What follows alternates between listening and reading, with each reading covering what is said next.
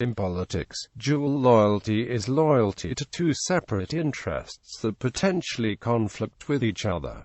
Inherently controversial. While nearly all examples of alleged dual loyalty are considered highly controversial, these examples point to the inherent difficulty in distinguishing between what constitutes a danger of dual loyalty, i.e., that there exists a pair of misaligned interests, versus what might be more simply a pair of partially aligned, or even, according to the party being accused, a pair of fully aligned interests.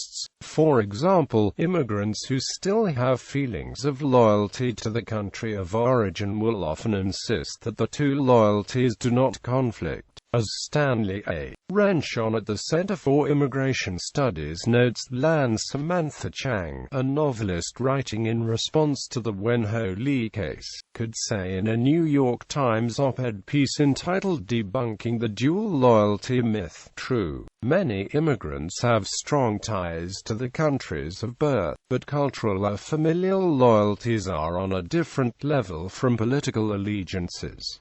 I love China, but I'm a citizen of the United States. Ms. Chang appears to want to distinguish a love for one's home country from being willing to commit treason against one's adopted one. This is obviously a fair, reasonable, and appropriate distinction. Yet, in the process of making such a distinction, she acknowledges the duality of her feelings. The issue is not between love of one's country of origin and treason, but rather the multiple loyalties that appear to be part of many immigrants' psychology.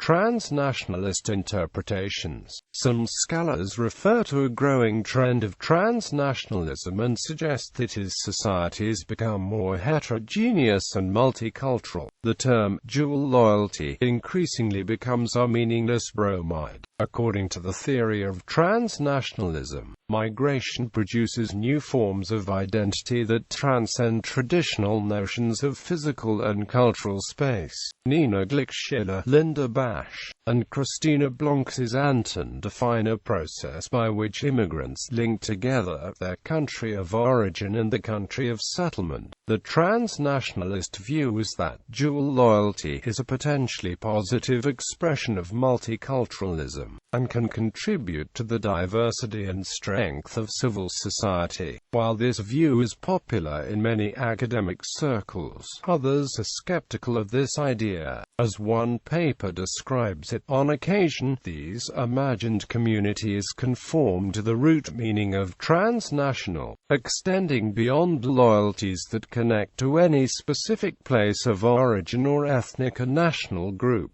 Yet what immigration scholars describe as transnationalism is usually its opposite: highly particularistic attachments antithetical to those byproducts of globalization denoted by the concept of transnational civil society and its related manifestations. Beyond its usage in particular instances, the term dual loyalty versus transnationalism continues to be the subject of much debate. As one academic writes, although the events of September the 11th of May have shaken some assumptions, at least in the United States, about the nature of transnational networks, and their capacity to facilitate flows of people, goods, and ideas across borders, the terms globalization and transnationalism remain relatively stable, albeit frustratingly imprecise additions to the language of social sciences, including anthropology.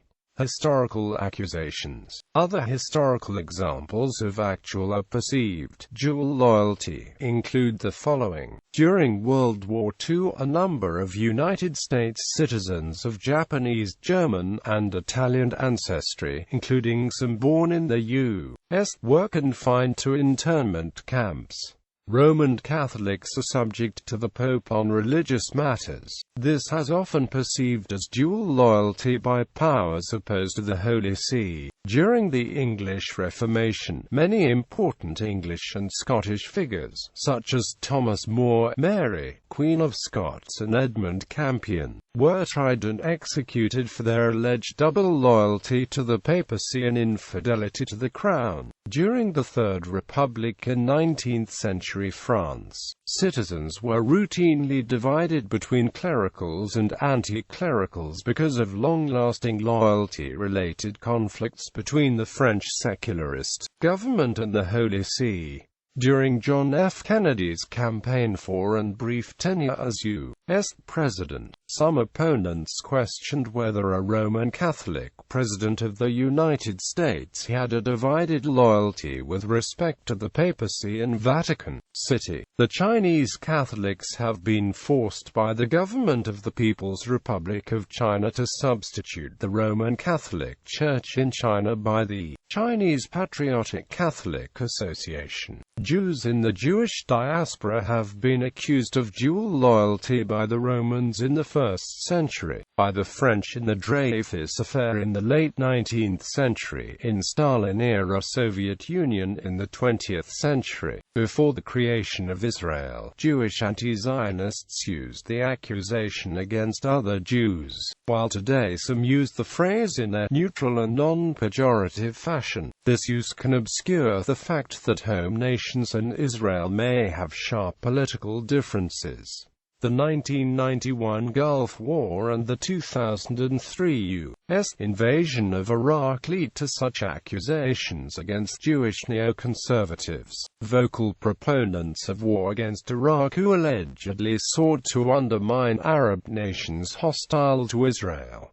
The loyalty of many Americans to the U.S. government was called into question during the Cold War due to alleged communist sympathies, resulting in witch hunts of various government officials, celebrities and other citizens. Muslims living in Western countries, especially during periods of heightened tensions, such as after September 11, 2001, or during the Danish cartoon controversy of 2005-2006, are sometimes accused of being more loyal to the Muslim Ummah than to the country. Dual loyalty continues to be a concern of critics of the U.S.'s immigration policy, particularly in those states which border Mexico. The Hindu minority in Muslim-majority Bangladesh has often been accused of dual loyalty to neighboring India by the Bangladesh Nationalist Party and even by Sheikh Hasina, who heads the largest political outfit in Bangladesh hailing secularism. The Ahmadiyya movement in Islam has been accused of dual loyalty to the British, Israel and sometimes India. In particular, it is sometimes alleged that the movement itself was started by the British to divide the Muslims and that in the modern times the members of the movement are agents of Israel.